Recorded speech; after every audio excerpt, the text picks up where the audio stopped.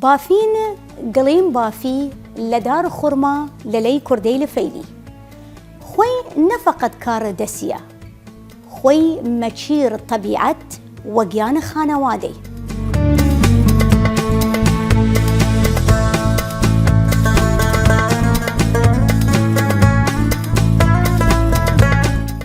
داستان شروع که لدار خورما ونه برگ پاکی کن لور خور ننه بعد مچیر و مچیر سازنه و دست نرم خانواده روستای فیلی